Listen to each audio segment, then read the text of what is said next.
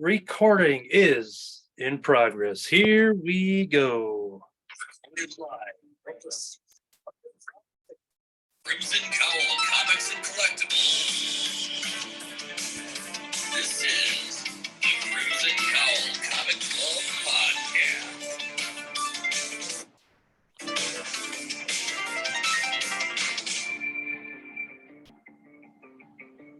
The following issues may contain spoilers. Doohickeys, man. You gotta be careful with the doohickeys. I'm Anthony. I'm Kirby. I'm Katie. I'm Eric.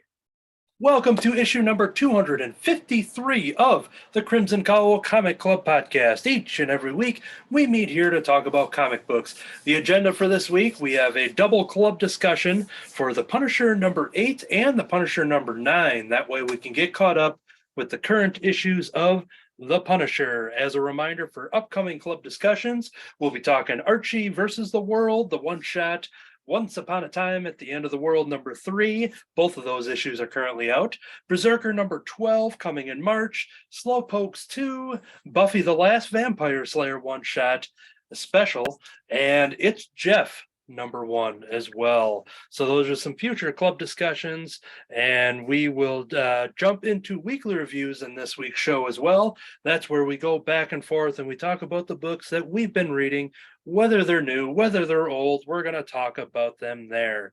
But first, we are going to start off with our first of two Punisher issues.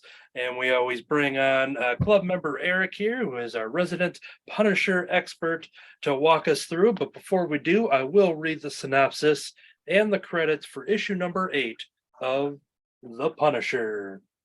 Frank Castle wants to end his war once and for all, but the god of war has other ideas. And now Ares is coming for the Punisher with an army of heavily armed apostles at his back, looking to turn Frank back into his old self by murdering his family all over again. This issue is done by Jason Aaron, Paul Izaceta, Jesus Saiz, Dave Stewart, and VC's Corey Petit. So this is the setup for issue number 8. This is where I hand it over to Eric, our Punisher expert. Let's take a journey through issue number 8 here. All right. Well, remember at issue 7, it ended where it showed that Ares was coming for him. But this one opens up, a nice idyllic view of him in the park with his family. And you realize that this is all Maria recounting how wonderful it was. It was nice. But then you realize she's talking about it in a marriage counseling session. And she's talking about how great it is when Frank is at the park. He flies kites. He's great with the kids. But then when he gets home, he kind of shrinks back into his, old lifestyle thing. And when he's questioned about it by the therapist and called a soldier, the first thing he's like, oh, not a soldier. That's the army. I'm a Marine. And obviously that, puts Maria off a little bit. But so we see that. Then it goes over to present time where Frank has been given his offerings for the time, bunch of bad people who are brought forth by the hand for punishment. And, and this time he decides to, let's make things a little interesting. His offerings are basically untied and given swords, and basically says, if they kill me, they can go free.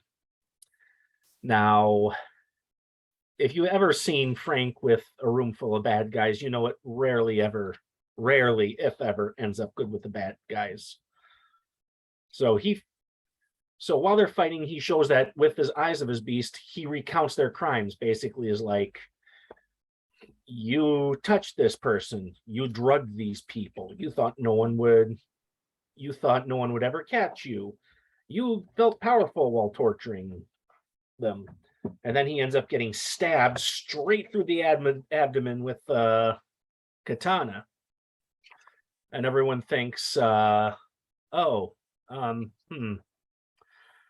doesn't quite work.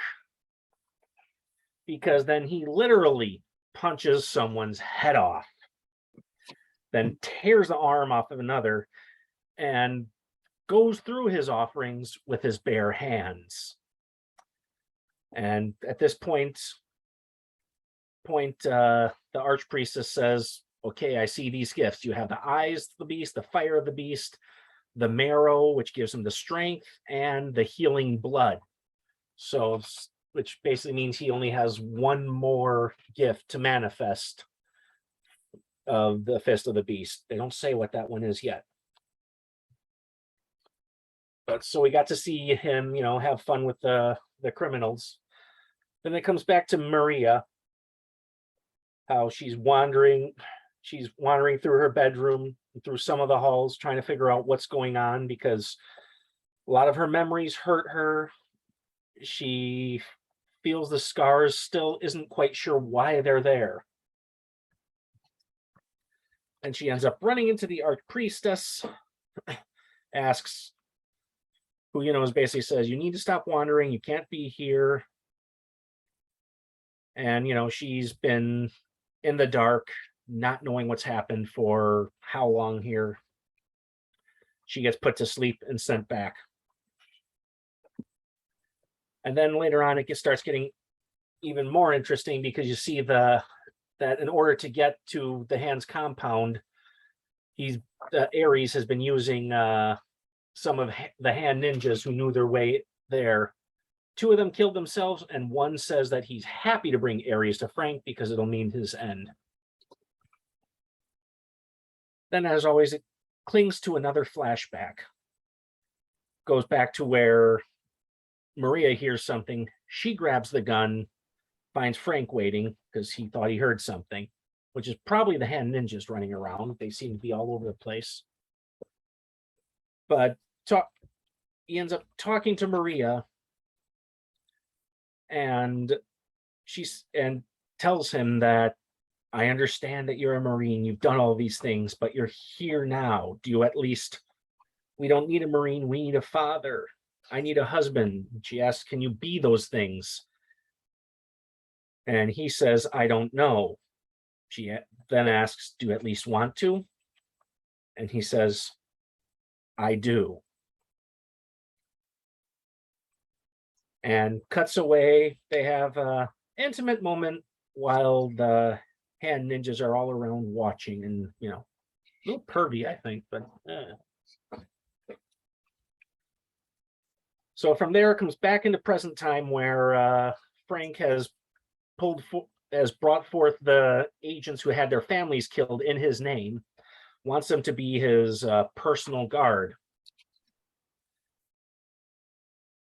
Yeah, he was that. If you remember, I think that was issue 4 or 5, where the priestess says their families were murdered in front of them so they could be like you. Then he ended up killing her. Well, thought he killed her. But then he takes the dagger of the fist of the beast, which was broken, and says, I want these cast into bullets. So it's like, welcome back, Frank. You always were the man with the guns. So he gets ready, tells Maria that there's only a few more things to do before the war is over. Then he goes out with a brand new gun with his knife of the beast bullets, and goes to meet Ares with a new red Fist of the Beast Punisher skull. Yeah, he's gone from NWO, black and white Hollywood Hogan to now the Wolfpack style. So, Man, it's fairly reminiscent of when the Punisher was in the Thunderbolts and they gave him his red skull.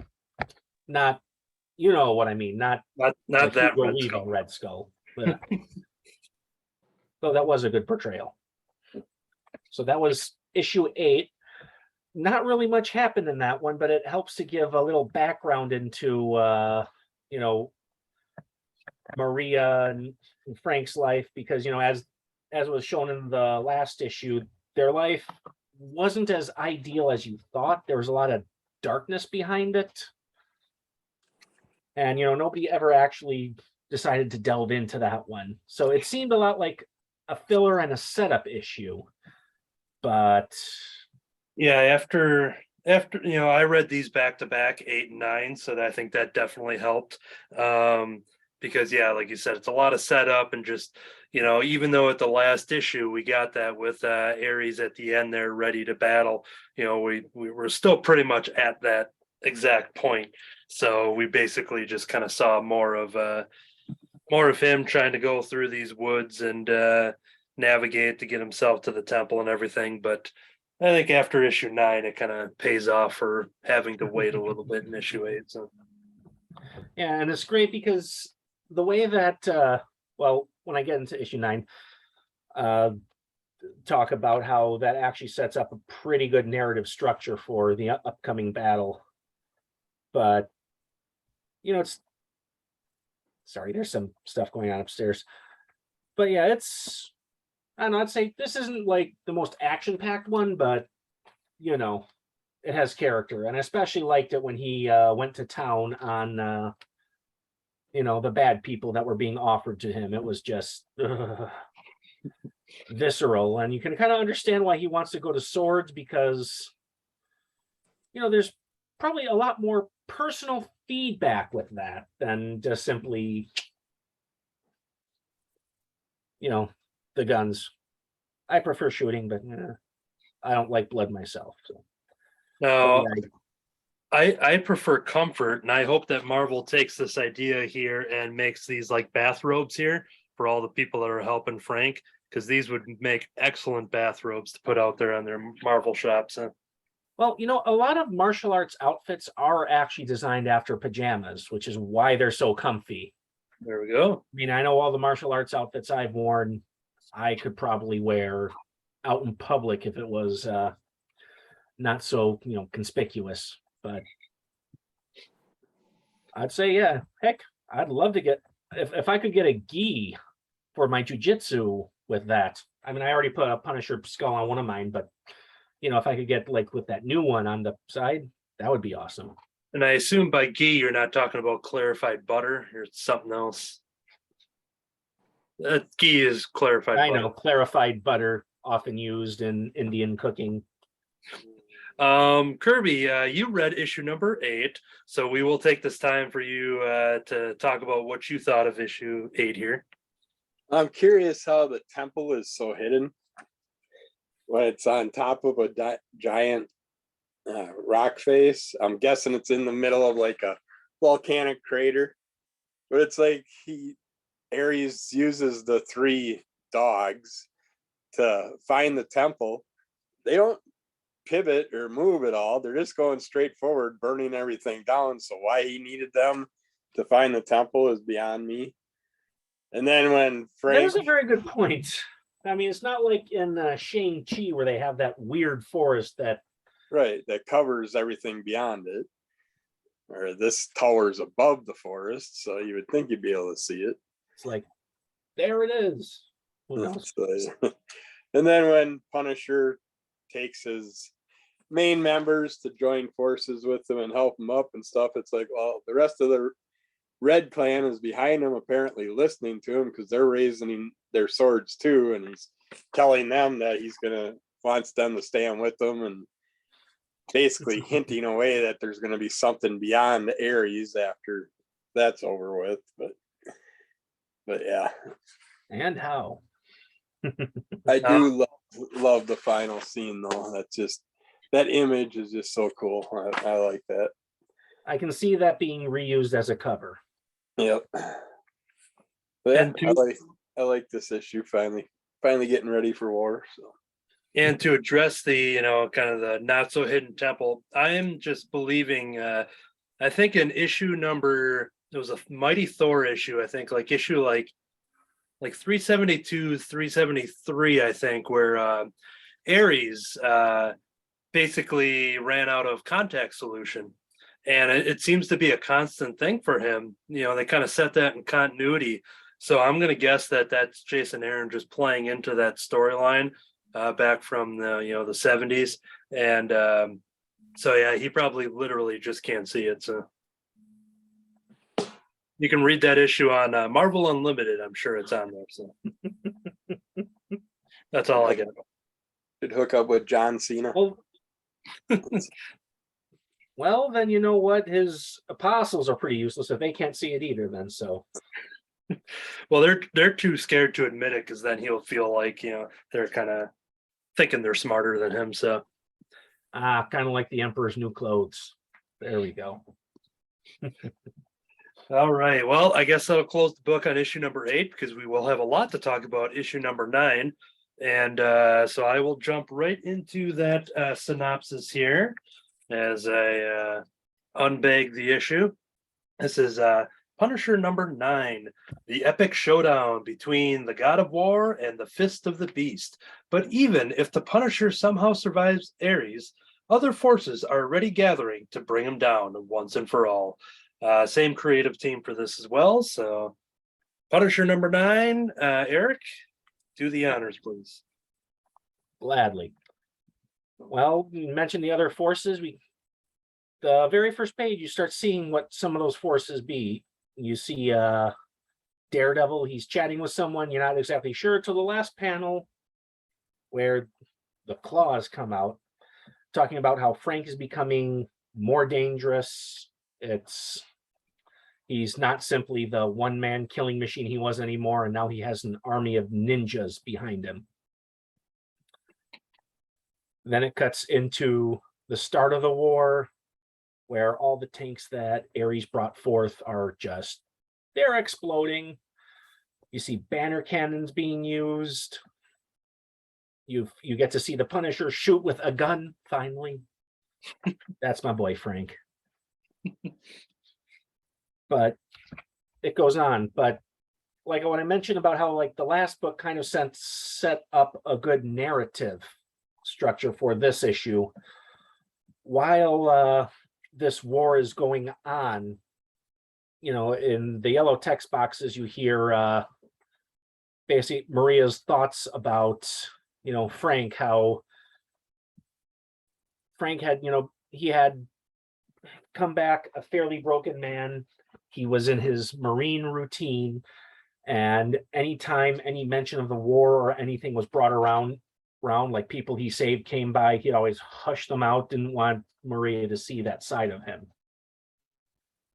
And he describes it as war being his mistress. But then again, the war continues. Ares tries things like, throwing tanks at the Punisher.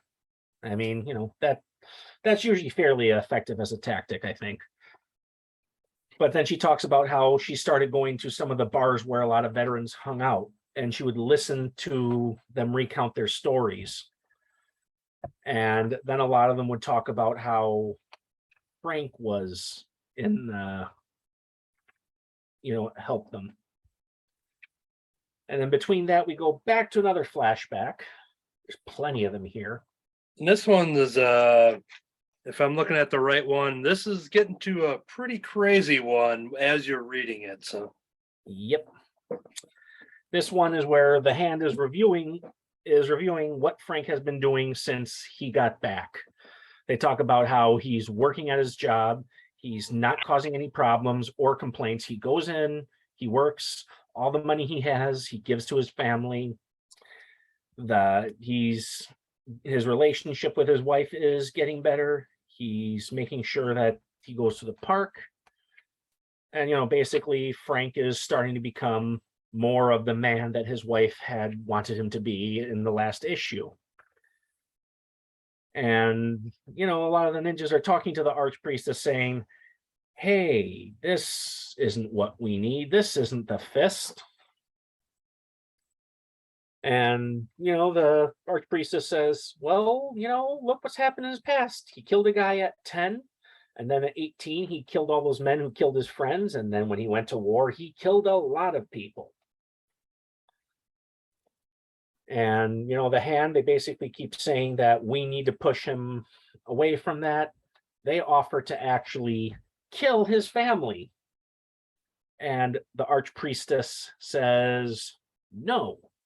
So before we go any further with that, as they are explaining it, you turn the page and they show scenes of that day in the park, and the calls for help, and the police are there, and people are Mhm. bloody laid on the ground, picnic basket tipped over. Before we get the no reply, is there any part of you reading Well, yeah, this being like, is this going to be like a retroactively retcon type of thing? What were you your see, thoughts when reading this? I don't know, because if you ever read the Avenging Angel storyline where the Punisher worked for Heaven, there was a demon called Olivier who had actually orchestrated Frank's family's death. So because of your past knowledge, you weren't believing it. You were just, that's kind of where you're Yeah. sitting. I mean, it shows the fateful day they have the ninjas observing, but it doesn't actually say that they did it. I don't think that the ninjas did it. I believe that they were observers. I mean, they always kept tabs on him, even, when they were perving him while he was like freaking, with his wife. But yeah, I don't think that they necessarily killed them, but they were aware of it. But yeah, I like the pacing of that and the misdirect, because without, going into this, I'm just thinking, okay, I think it was probably just some random gangs, blah, blah, blah. I don't know enough to know like who the people were that were shooting up at the picnic in the park that day. Yeah. So as I'm reading this, I'm wondering if they're building like extra continuity to make what would have been just a simple origin of just being like, oh yeah, family dies at a picnic. In those days, like when they come up with the origin stories and stuff, they're pretty quick, not knowing how long these characters and stories are going to last for decades. So when they develop some of those origins, there is a lot of room for interpretation years down the road. And an example I often bring up on this show is the creation of Cindy Moon Silk, who was bitten by the spider right after the spider had bitten Peter Parker that fateful day. You would wonder, like, well, how come we haven't heard about this in the last, 50 plus years of Spider-Man stories? But the way they crafted that story, they made it like, oh, well, we went this way with the audience with Peter Parker. And yeah, now this spider went over and bit somebody else. And then they had this whole extra journey. It's a kind of cool way to kind of like retroactively enhance an origin story. So I thought that we were getting that with this until we cut to the simple no. Yeah. Yeah. But yeah, like I said, that assassination was actually it was orchestrated by another demon who used Frank to gather souls. He didn't meet a good end either, because usually it's not a good idea to mess with Frank. But then it goes on, we reap, only the beast may sow. So yeah, she says no. And they basically like, okay, whatever.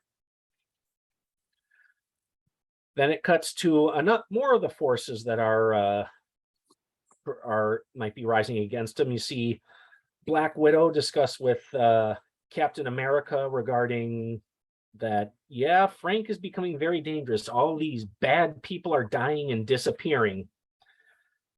And Captain America's like, I always hope that maybe one day with Frank we could like talk some sense into him.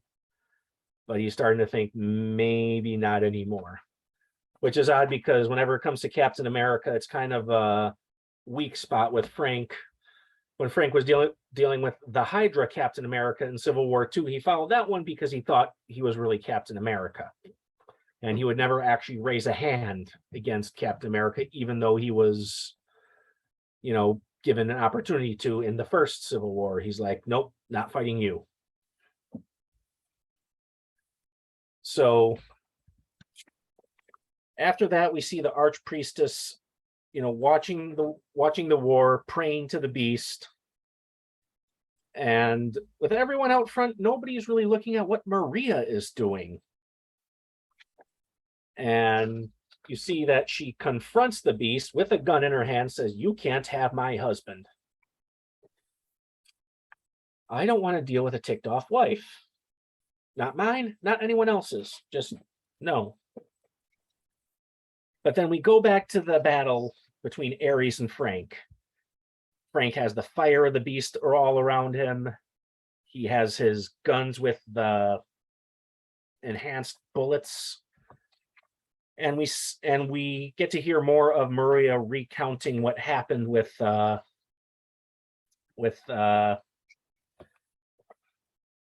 stories that she would hear in the bars, how she heard how people said that he was able to like make impossible shots. His senses in war were amazing. They're like, no way anybody should be able to be this calm in so much blood, death, and destruction. But she hears what these people say, and they talk about how they were grateful to have him, but were also scared to death of him because it's like, yeah, he saved us, but seeing him while he saved us, he was just this malevolent force. And it talks about how she came to the conclusion that, well, how he was always ashamed of him being in the war and always shove it off away from her as if war was the mistress. Started wondering if maybe she was the mistress and he really loved the war. And on that note, Ares is pretty much done for, tries to tell Frank, I'm proud of you, but then Frank shoots him in the head. He emerges, still looking badass as ever. The apostles say, hold the new god of war, bless the war, which was probably the worst thing you could have said to Frank, because I don't think he wanted to keep it going. And he basically uses the fire of the beast to just immolate them all simultaneously. I wonder if it smelled like bacon. Anyway, so as he heads back, the archpriestess is there to greet him, but we still hear Maria's narrative where she's talking about how she thought she should have been afraid of this man, this elemental force of death. But she realized he walked away from that to be with his family, and he was actually trying. So she actually says, walking out of that bar after hearing those stories, I realized I never loved my husband more. He may have been born to the war, but he had chosen me. So she comes to him dressed somewhat like the archpriestess. They kiss, ask if it's over, and Frank says, almost. Then we're left with Moon Knight having a discussion with Doctor Strange. At least first you can tell it's Doctor Strange because you see his third eye. Oh yeah, he got him. And then Doctor Strange, with other people have discussed earlier, asks, how do you solve a problem like Frank Castle? So we see that right here, there's Wolverine, Black Widow, Captain America, Moon Knight. And we also know that if you've been reading the Daredevil series, that Daredevil is amassing an entire army of people to handle Frank now. Whereas there was the hand, Daredevil now has the fist, and he's even recruited. He went into the raft with the fist, grabbed a whole bunch of people out of it, brought back to his base, because obviously he's planning to do something major to Frank in the near future. Now, I don't know if this Daredevil is going to cross over into the current storyline or not. I think it'd be awesome if it did. That way people who are reading Daredevil would have to buy the Punisher too, and then it sells more, and then we get another ongoing series, I hope. But yeah, so I like this because it kind of showed how Frank was fighting two wars at the same time. He still wants to be the husband for Maria, because even though, he's the guy he is, he does love Maria. And, he's fighting this other war against, people on the planet who are going to hurt others.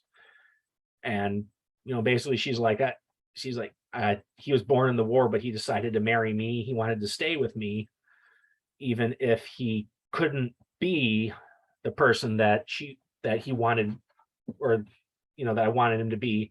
He still said he wants to. And for her, that meant everything. So it's still his war to be the husband as well as the Punisher. If this is maintained, that might be good. This could probably make for some much better storytelling later down the line, especially if they have a baby Punisher. I remember that there was an old What If where it was, what if Frank Castle had been killed that day? And it shows how his wife and their kids turn into the Punisher. You see little Frank smoking a cigar with a gun, ready. Not a very serious one, but yeah, I wonder. I've been buying. They've been reprinting the What If issues into omnibuses, and I've been picking them up as they've been doing it. So I'm sure I have that story buried somewhere. But there's more of them coming out, and once the What If television show was taking off, then they're like, "Hey, let's put these out." So yeah, I'll be excited to come across Punisher Baby. Does Punisher Baby, do we ever see Maria's face in there, or we just see her legs, like, and then Punisher Baby just looks up and goes, "Hi, Nanny." Is that kind of what Punisher Baby's like? I don't know. That would be fun. I still want to see a Punisher Baby. Well, because he does have a living daughter, though. In the Max line, he ended up being intimate with a woman, impregnated her, found out later on that she had a child from him. So he does have a living relative, but the order when she was given to family was make sure she never knows about me. So who knows? Right, very interesting. I really enjoyed the slow entry points for the other Marvel heroes. Of course, we had that Daredevil issue that was pretty action packed all the way through. But as we, bring in Wolverine and Moon Knight, and Doctor Strange, and Captain America, and Black Widow, I'm excited to see how all that's gonna kind of boil down now that Ares has been kind of taken out in the fashion that he was. But that ending page gets me pretty amped up for what this very specific group of heroes are, how they're going to strategize further. So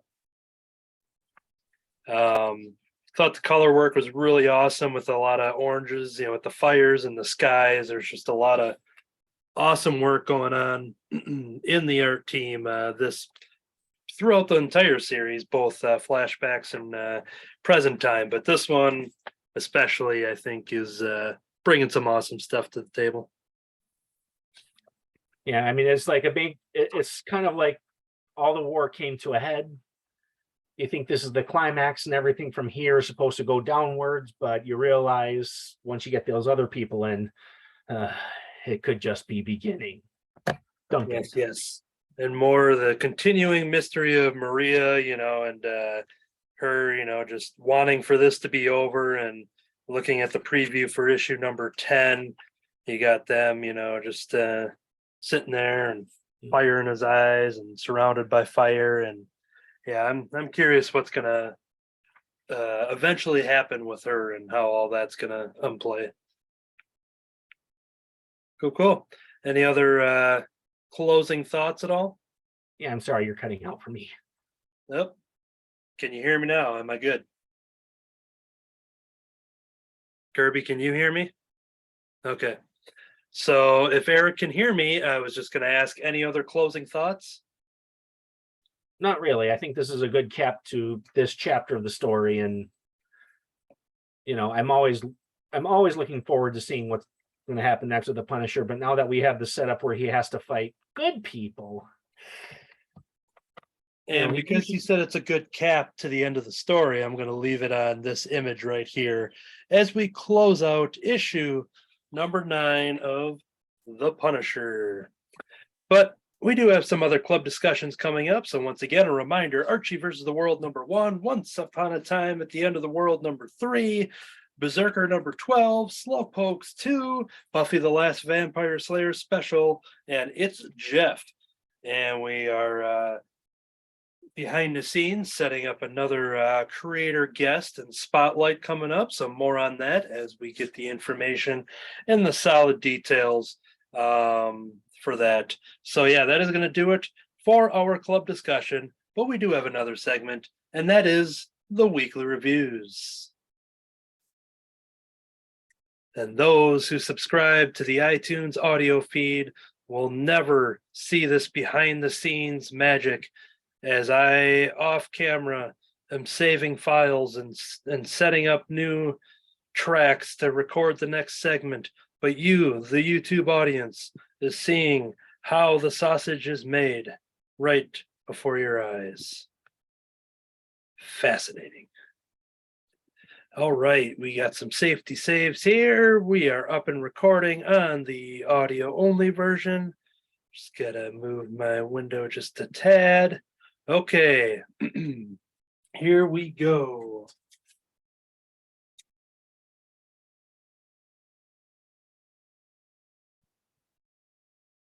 Welcome to the weekly reviews. The first one I have here is the return of a series, a reboot of a series, if you will.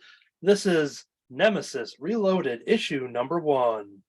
The world's most evil comic book is back. Who is Nemesis, and why does this eccentric billionaire who dresses up in a mask and cape want to terrorize people instead of helping them?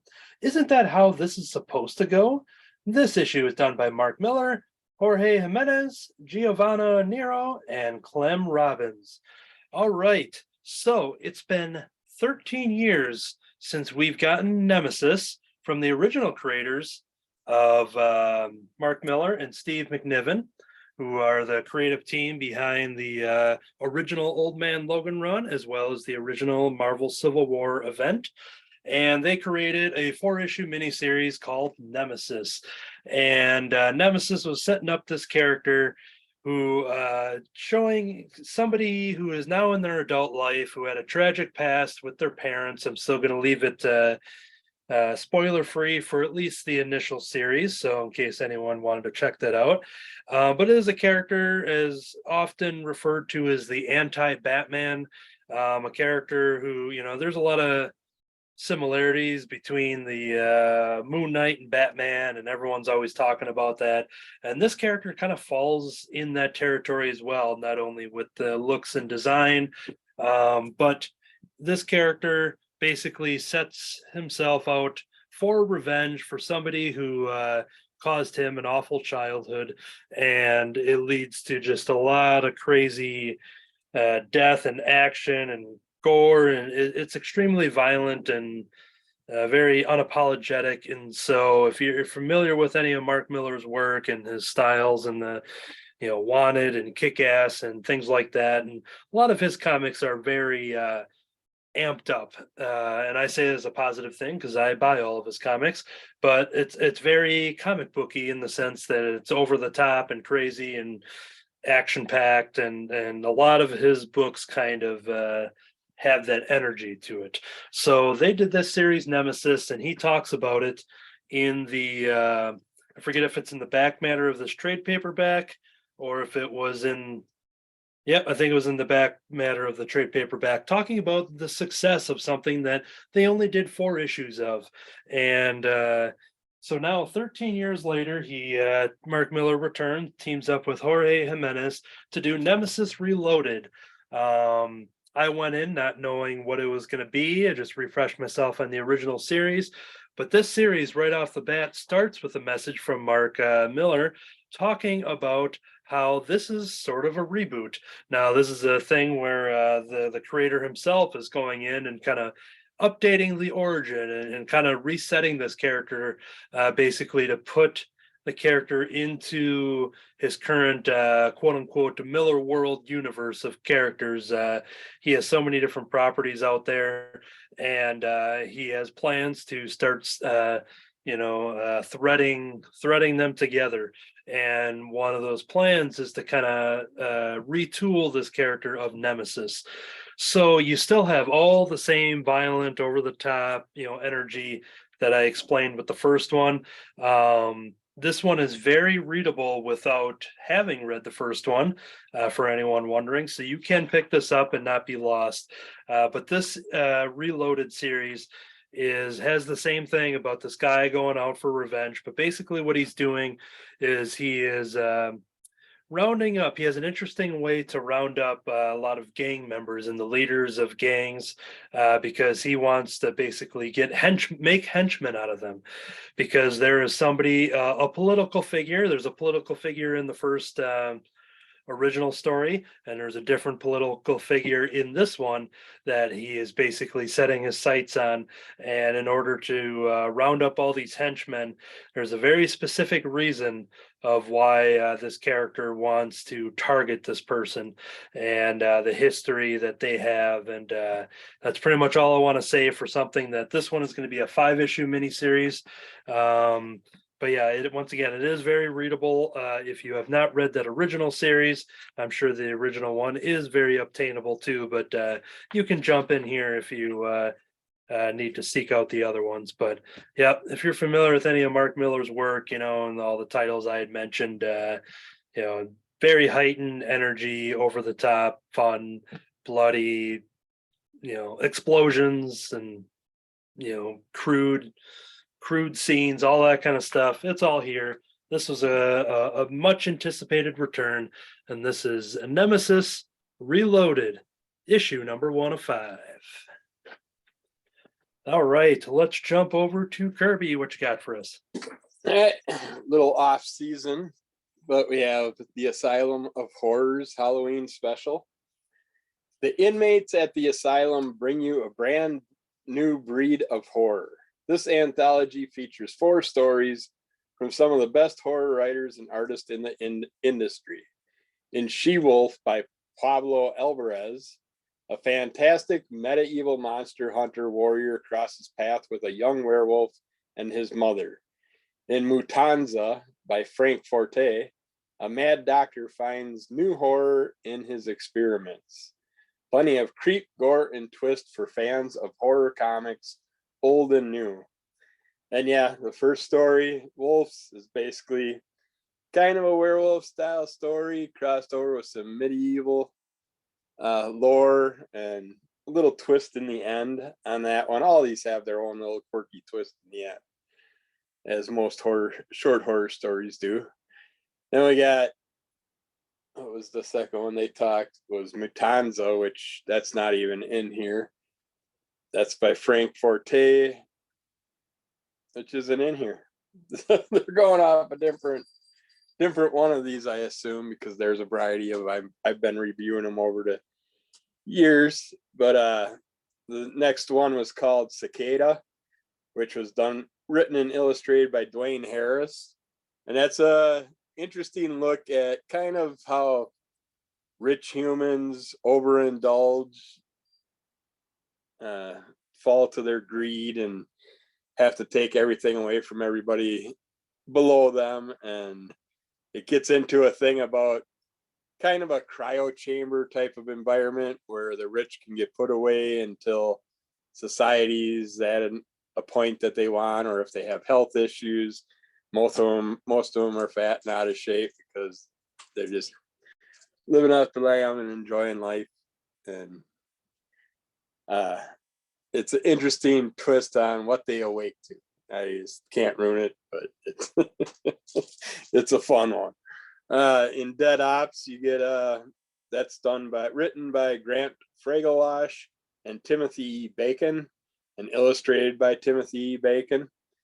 And that one is Black Ops style military storyline where they basically end up running into some zombies, and there's a little twist in there with them. And then the final one is The Body, written by Pablo Barbieri and Karina Eltanaga, is the illustrator. And this one kind of is a twist on the whole strange Bart Simpson in the attic type twin character, you know, the goofy, the child that has the deformed face, the elephant man, stuff like that. And a little twist on it with kind of like a old witch that can bring them back to normal, get rid of the facial problems, and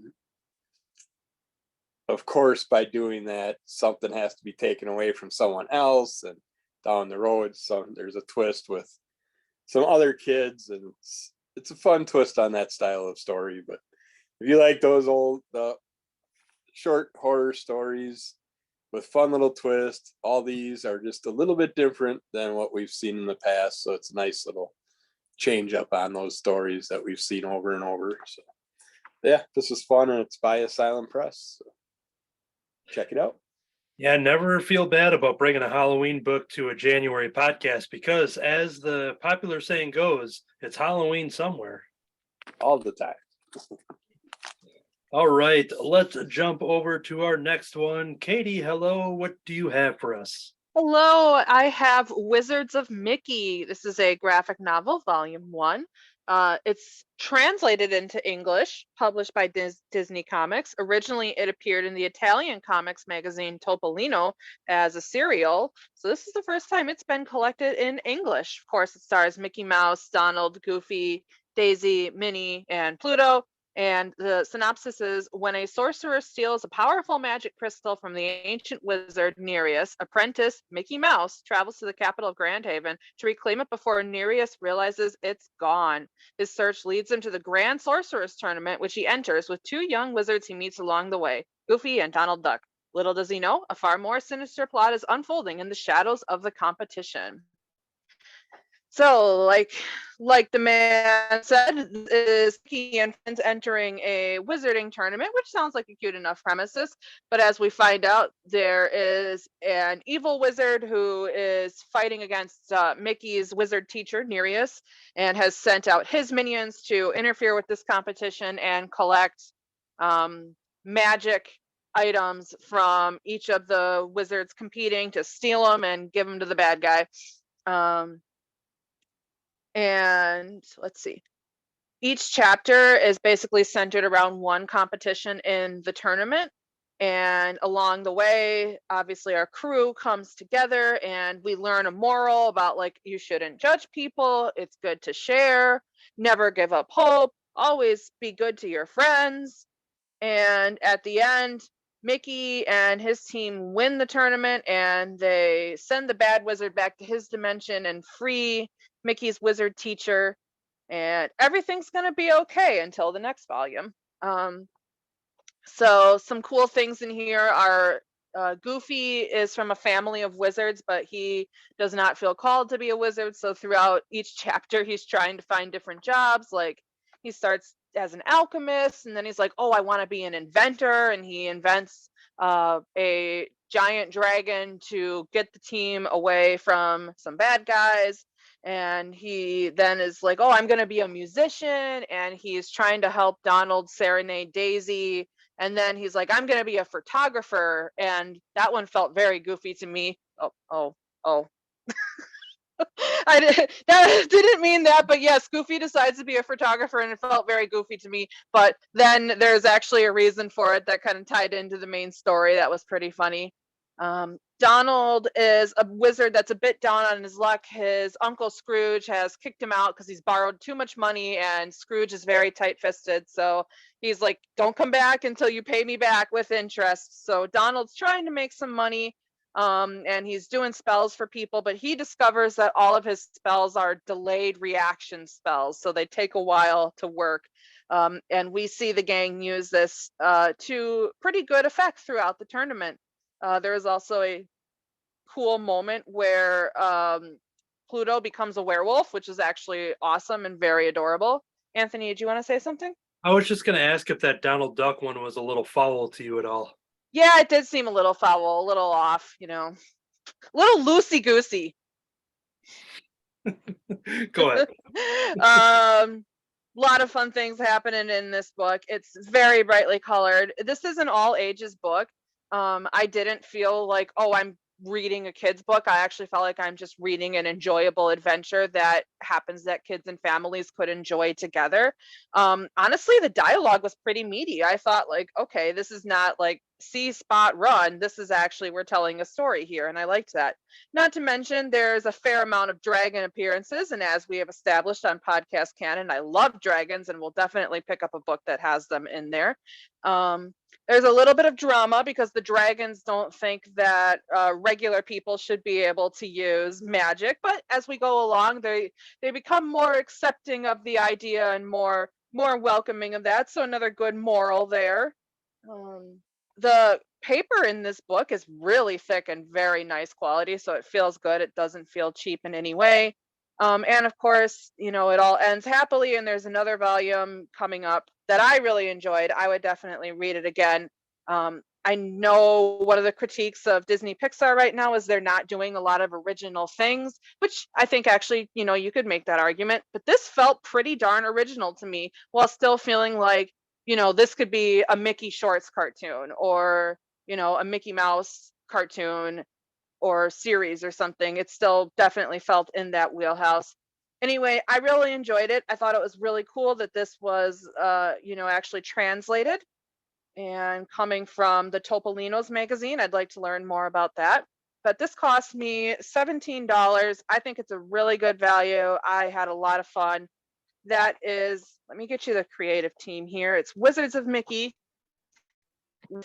Help from translations are by Linda Gio, Stephanie Dagg at Editing Zone, letterings by Katie Black-Seeley, cover art by Marco Giglione with colors by Massimo Rocca, and the main story is done by Stefano Ambrosio with art by Lorenzo Pastrovicchio and additional art by Marco Palazzi and Vitale Mangiatordi and Stefano Ambrosio, again, actually doing all the writing. So anyway, check it out. This was different. It was fun. I really enjoyed it. I think it's something that kids, families, and kids at heart can enjoy.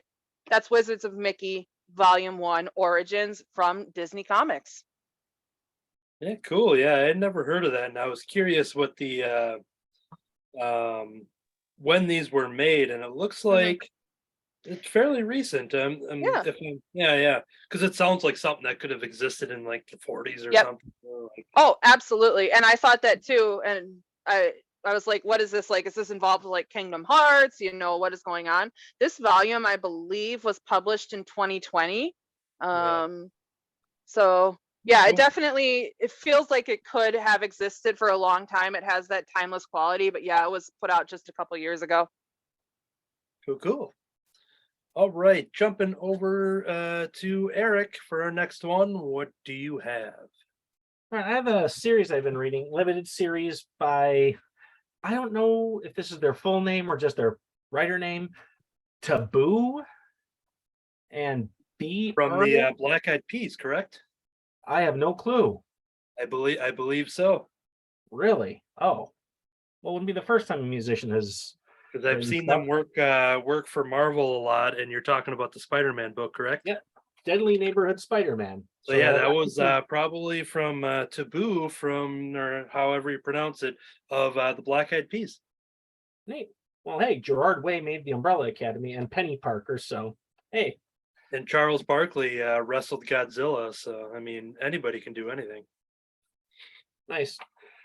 Well, anyway, this is a really interesting story, and I have to say they have made a macabre version of Spider-Man that I've never really, I don't think many people have seen before.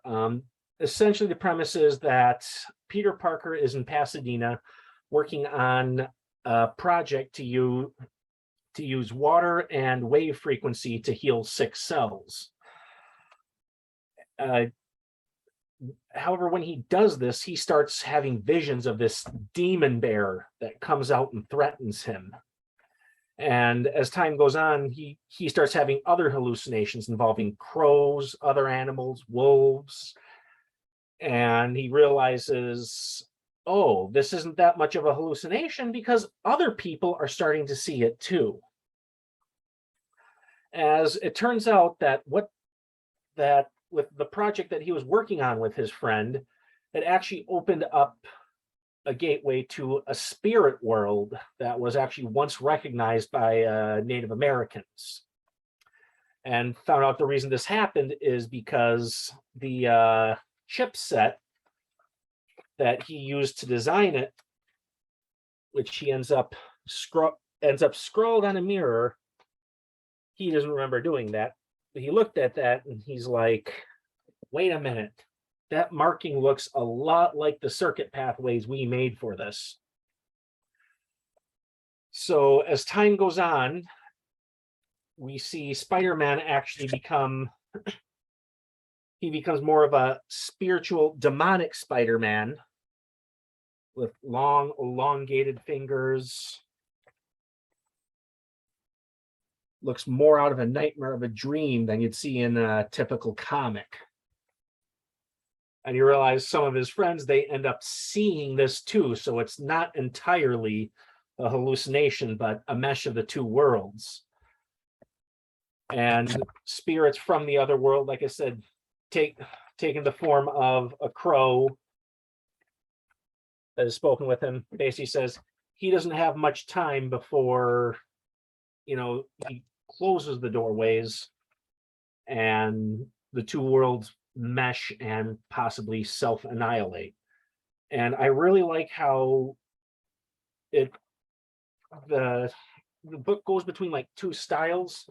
You see the dream world, it's things, they have longer limbs, claws, looks a lot more eldritch, demonic, just something you would see out of a nightmare. But then other pages, they look more real life, down to earth. But it's the same artist doing them both. So it really helps because when the two worlds meet, you can actually see where it's, like I said, he thought most people would say that's a hallucination, but she sees it too. So when you see the two different styles blend, it blends together well. This is a really good story. And if this is Taboo from Black Eyed Peas, I'm like, well, I hope to see more from them because this is, like I said, I mean, I know that there's this big Spider-Verse, but this is like a direction I've never really seen with Spider-Man before. I mean, I've seen Spider-Man Noir, but Spider-Man that goes through a psychedelic dream world. This is actually, like I said, it seems very new, like some undiscovered country with Spider-Man. I don't know, I'd like to see more of it in the future. So if you want to see Spider-Man fighting, on a much different playing field, definitely want to take a look at Deadly Neighborhood Spider-Man. Yeah, it looks like Taboo has done some Werewolf by Night back in 2020. There was some news articles about that, but yeah, I've seen that name pop up many different places over the Marvel universe in the last handful of years. So yeah, it looks like there's definitely some a theme with the kind of genre that they've been playing with. So cool.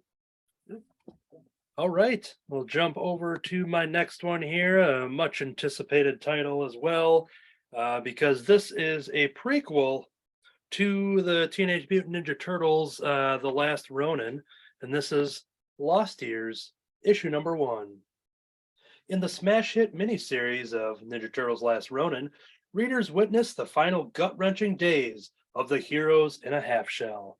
For Michelangelo in particular, the march to his heartbreaking last battle was long and dangerous, taking him from New York City to Japan, across Asia and Europe, and then back home again to administer final justice against those guilty of killing his family.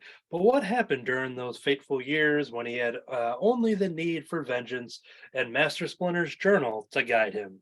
What battles did he fight? What hard lessons did he learn? The time has come to find out as original miniseries writers Kevin Eastman and Tom Waltz join artist Ben Bishop to reveal what adventures the Last Ronin experienced during his vengeful journey. While in the present, a new master, Casey Marie Jones, prepares her young students to the next generation. To be the next generation of Teenage Mutant Ninja Turtles. This comic is done by Kevin Eastman, Tom Waltz, Ben Bishop, and there's going to be some extra names here. Let's see, either S.L. Gallant or S.I. Gallant, Maria Keene, Ben Bishop, as we mentioned, Luis Antonio Delgado, and Sean Lee. All right, so The Last Ronin, while it did take a little while for that miniseries to come out, I think it definitely was worth the wait, and it was an awesome series, taking a long future look into the turtles' lives with one turtle left standing. And that whole story, that first issue, is all predicated on the fact that the design of the character, you didn't know who that last turtle was until that final page of that first issue, because the surviving turtle had went through and basically is equipped with all of the recognizable weapons of the Ninja Turtles. For a visual reference, I do have one of the action figures here, armed with all of the weapons of the four main turtles. So yeah, so that was kind of the fun introduction and mystery to that original series, and seeing how Michelangelo was dealing with the loss of his brothers, and basically all the surviving supporting characters like your April and April's daughter, and where everybody else lies. Now, The Last Ronin Lost Years goes back a couple years, but it does still exist in a world where he is dealing with the death of his brothers. It's not a story of how, I'm sure maybe they'll flesh it out, but I was thinking we were going way back and kind of just seeing it, but we are existing in a current time period that he is existing with this pain and with this loss. And this first issue is built on him basically going off to Japan with all of the basically the mission to die. Hasn't been eating and just hasn't been taking care of himself, and basically is just kind of silently going to go and just die in that way. But finding out that with the mutagen and the powers that come with being a Ninja Turtle, that that's not going to happen. It's not working. And basically, while he's trying to, basically like any outcast story, kind of like an Old Man Logan, as mentioned earlier, where he's done, he's hung up the claws and he's retiring, and he's going to have a family, and he's not going to do the superhero thing anymore. You get those same sort of themes going on with Michelangelo, until of course something happens that forces him to, now he has to go and take care of this, because that's what heroes do. And so it is kind of setting up in that way. Kevin Eastman, while contributing to the script, and he does the artwork for whenever we're dealing with Master Splinter's journals. So you'll see the art change there, and you'll see a classic Eastman and Laird style for the for those couple pages there. So it's a fun little way to use a different artist style, unlike the one that Eric had just mentioned, where the same person was doing two wildly different styles. This one here, they like usually they bring in a second artist. And so yeah, it's a pretty good start to the issue of the miniseries, rather, of just him kind of getting it out of the way, just being like, all right, I want to die, okay, now I have to live to stop this. And there was one ongoing theme. I'm not going to give the details of the Last Ronin, as I think this can be read without reading the other one. If anything, you're not going to have that first issue mystery that I already told you. It's been a couple years, so I lifted the spoiler off of that one. But you're not going to have that mystery. That mystery is going to be solved for you when you read that first issue. But I think this feels like it's going to do a good job of reading this in any order that you please. I was just happy to get more of The Last Ronin, because I really dug that, and it could have very well just stayed as it was. But I do like the idea of kind of going back and filling in these gaps. But there is one ongoing story thread in the original series with Michelangelo and what he's dealing with, that is introduced in this first issue, that kind of will be interesting because it seemed like second nature in the original series, but now you're going to see how he deals with that, discovering this thing. That's as much as I can say without saying what it is. But yeah, it was really cool. It was a cool way to end the issue, and I'm excited, crossing the fingers that we do get this on a more regular basis as far as the release schedule goes. I know a lot of problems happen when it comes to schedules and artist and writer teams and things that got to be redone and retooled. But I'm in for this last one. That first series was amazing, so I'm in for more. This was the Teenage Mutant Ninja Turtles, The Last Ronin, Lost Tears, #1.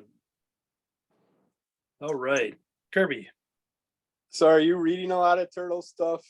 A good variety of all the stuff that's going on?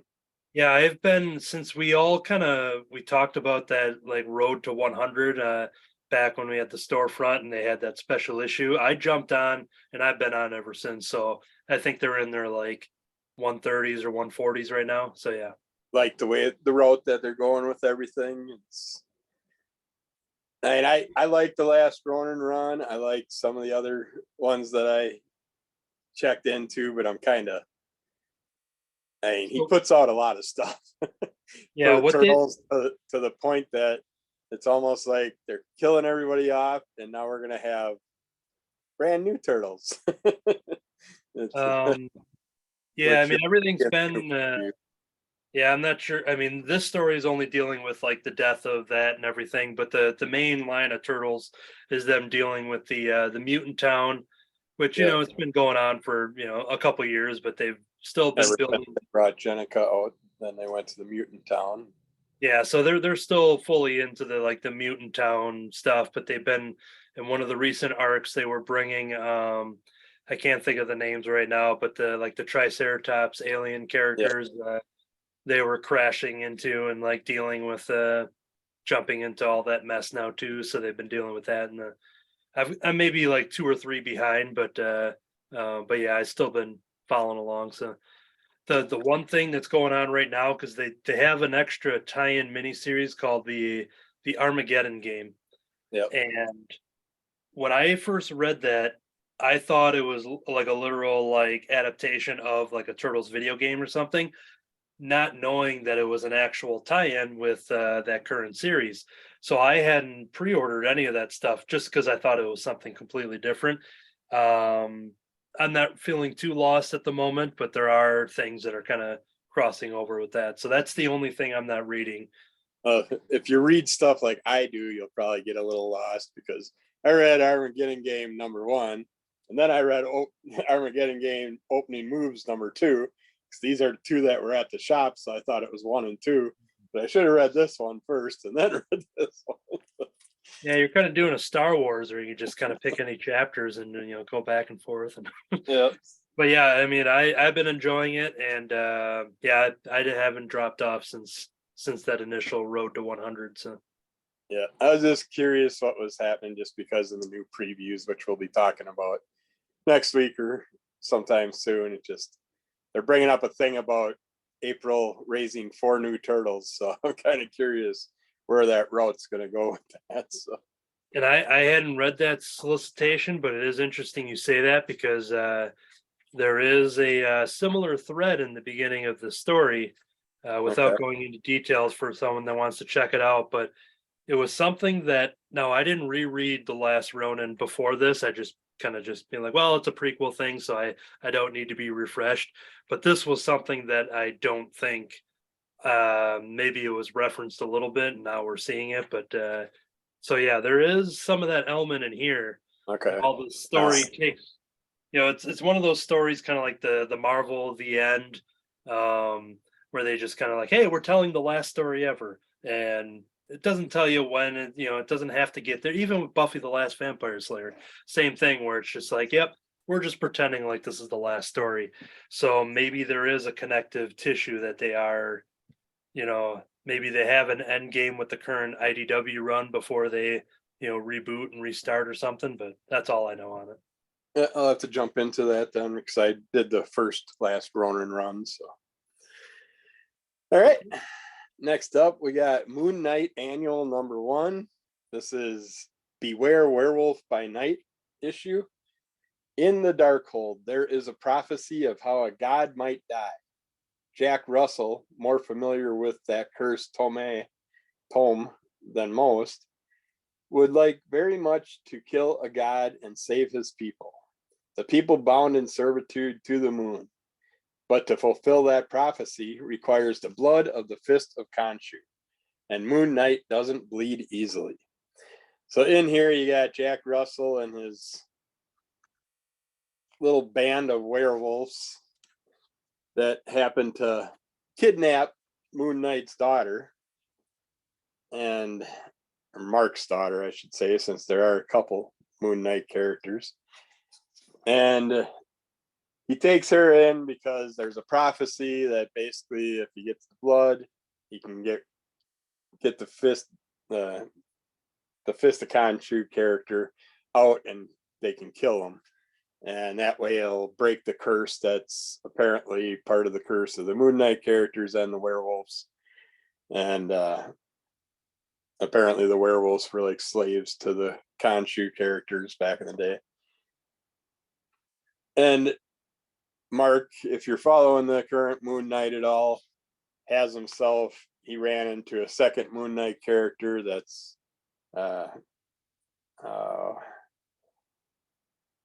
Hunter's Moon is his name.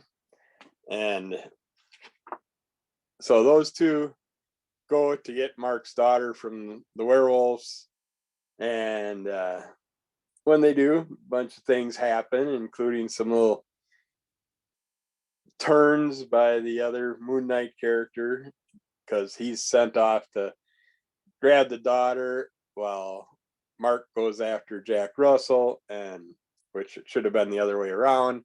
But by doing that, some twists and turns happen, and you got to read the story to find out what happens if they do end up breaking the curse, or if anybody ends up getting killed, or what happens throughout this. But it is a fun look at both these characters and the link that they had.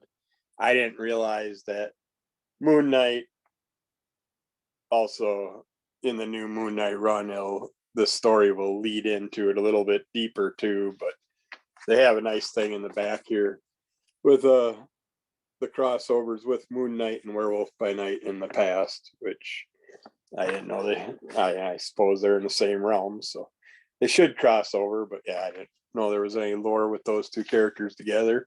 But I like this one a lot. I wasn't too big on the new Moon Knight run, but this one shot, annual, was a lot of fun. So, and anything with Werewolf by Night has been enjoyable lately. So, but yeah, it's definitely, there's your Jack Russell character all bulked up in this episode.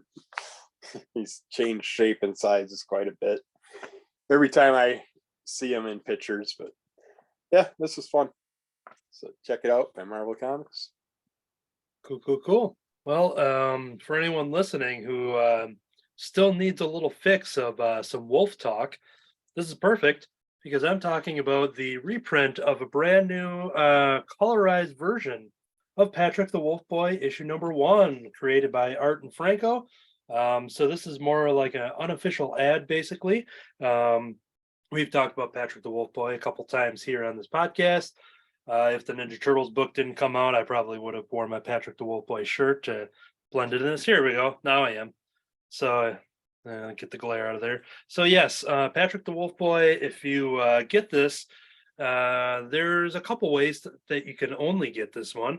You can go to artbaltazar.com or electricmilkcomics.com, or if you have an Oh Yeah comic shop near you, there are 3 locations in the US, or if you happen to see Art out on the convention scene here in 2023.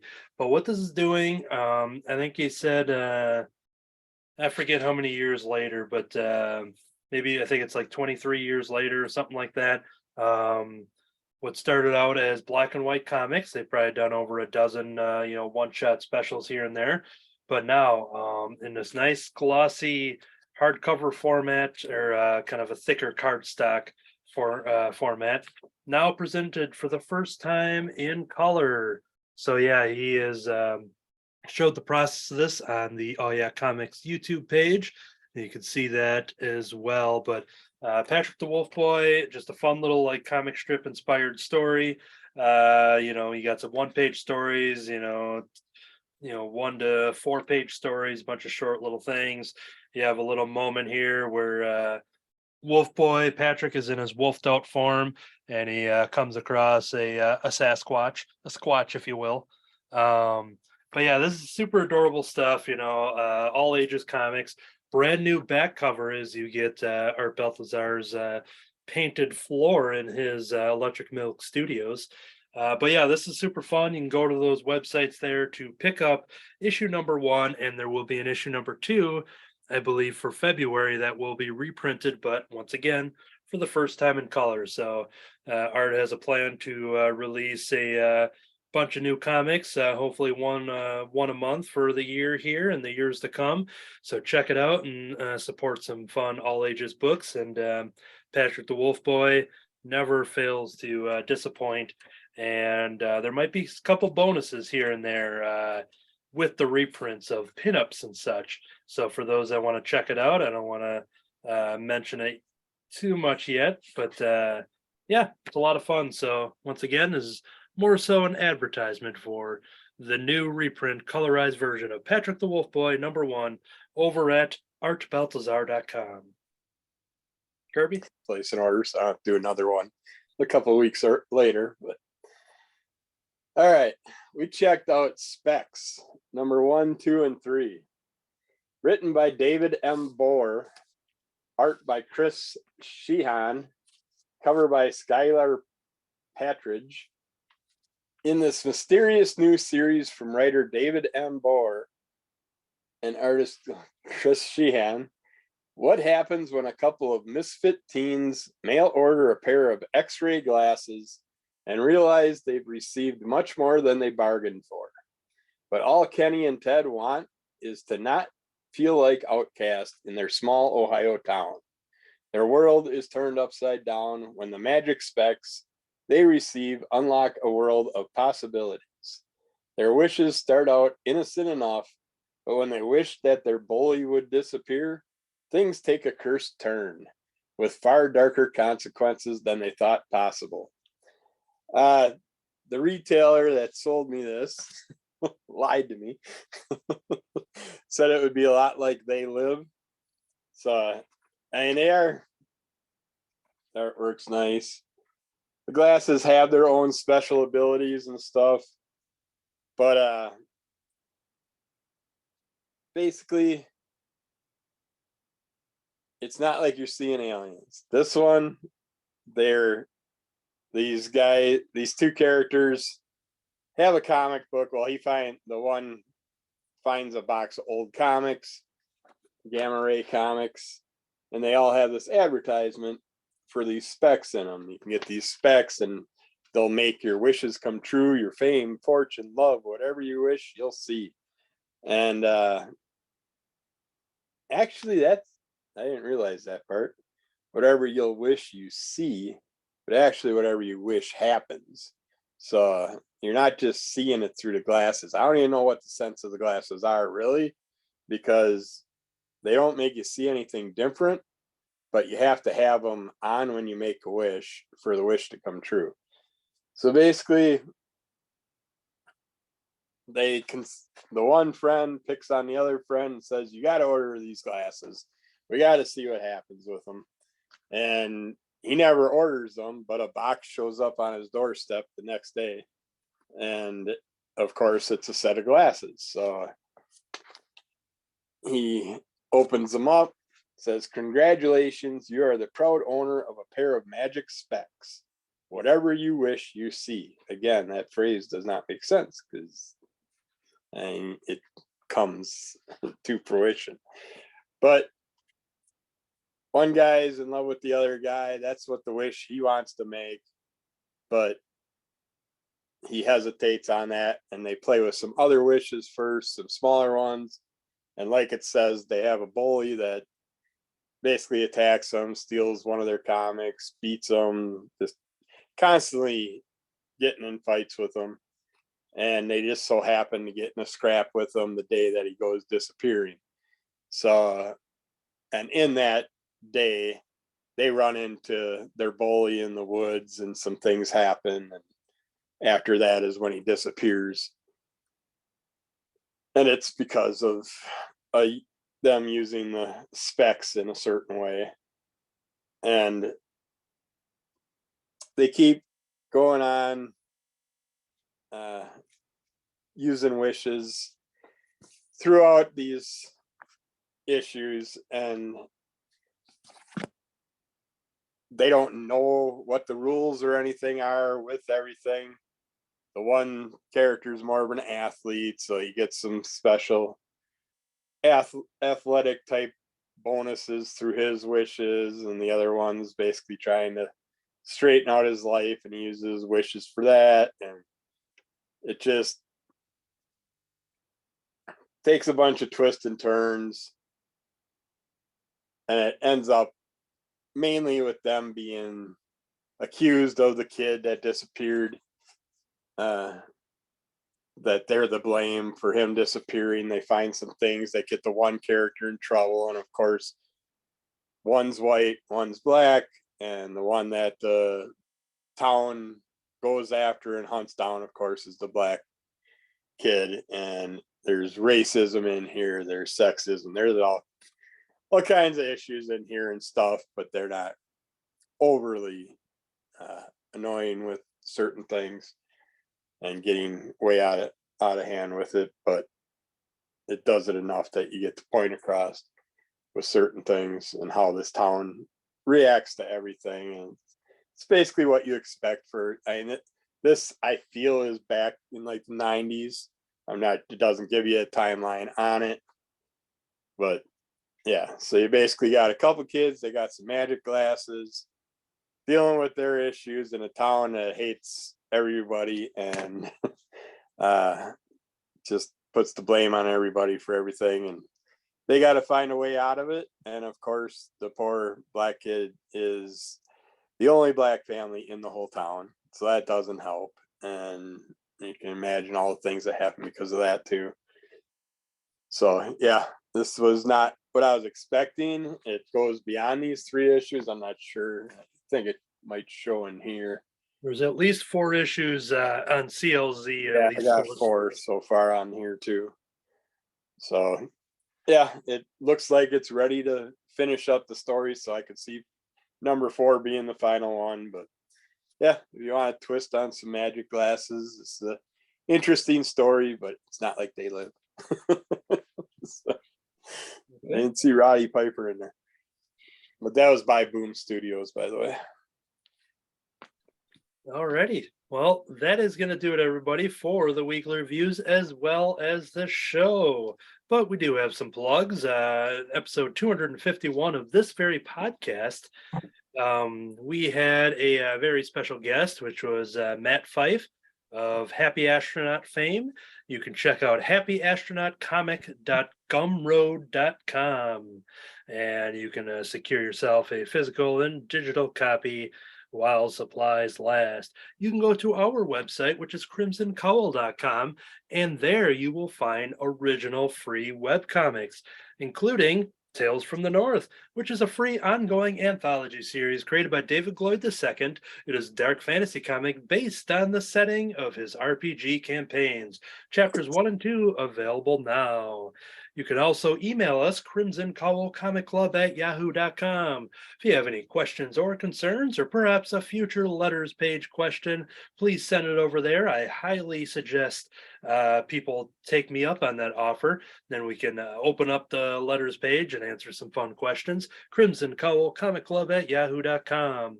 Crimson Cowl Comic Club on YouTube.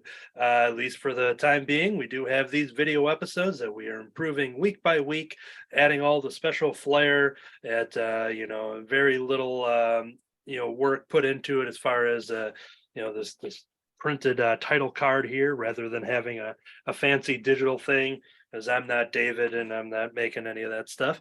But you can subscribe to us on YouTube, Crimson Cowl Comic Club over on YouTube. The Crimson Cowl, all one word, on Instagram. And then, of course, iTunes. Like and subscribe and rate and review, all of that fun stuff over on iTunes. There is a spin-off podcast that Kirby is the creator and host of, Under the Cowl of MS. And do you have any plugs for any episodes that just came out or what's in store for the coming weeks? Yeah, we separated comics and MS. We played with the videos for our podcast. We have videos and audio for the last week on the podcast, but we're gonna nix that and go back to just audio. We're gonna do all the videos on YouTube because Riverside sucks. So it's not coming out sound wise decent. So we're gonna change that up a little bit. But other than that, yeah, we got some fun comic ones that came out this week and stuff. So check them out. Cool. So yes, check out Under the Cowl of MS and subscribe to that wherever you get your podcast. All right, that is going to do it for this show. We hope to return in the future weeks with some more club discussions, teasing an upcoming creator spotlight with a special guest, all of that and much more here from the Crimson Cowl Comic Club. This whole time, I never thought the words cutie captain would sound so scary. I found a pair of magic specs at the Asylum. I've been a simp for a giant rat. And Eric, you're mute. I'm sorry, but I've had an unstable connection, so you just completely slowed down and stopped. But I guess this whole time I've been a human scratching post. So yeah. To be continued. Hey, hi, Bonsai. Hi, kitty.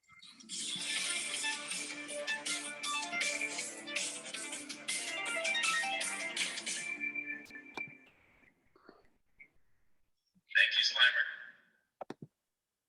Did she look